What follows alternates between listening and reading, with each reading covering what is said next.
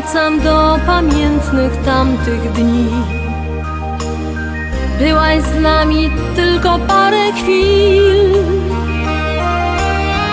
Ty radością wypełniałaś każdy wspólny dzień. Każdym rankiem przytulałaś się.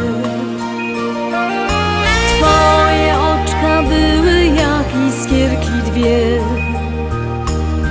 gdy witałaś mnie u progu drzwi. Wtedy do mnie podbiegałaś, całowałaś mnie. Pytam las, dlaczego zabrał cię?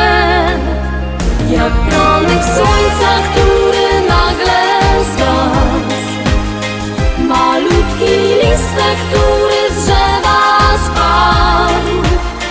Tak ciebie nie ma dzisiaj pośród nas, lecz w naszych sercach ty żyjesz ciągle nam, ciągle nam.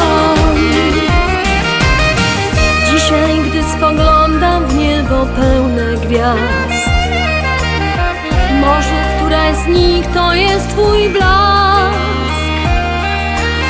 Wiem, że kiedyś się spotkamy, znów przywitasz mnie, a ja wtedy też przytulę cię.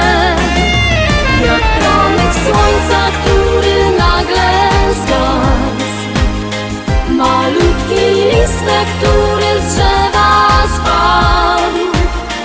Tak ciebie nie ma dzisiaj pośród nas, lecz w naszych sercach ty żyjesz ciągle nam. Jak promyk słońca, który nagle zgasł, malutki listek, który z drzewa spadł. Tak ciebie nie ma dzisiaj pośród nas, lecz w naszych sercach ty żyjesz ciągle nam, ciągle nam. Jak promyk słońca, który nagle zgasł, malutki listek, który z drzewa spadł.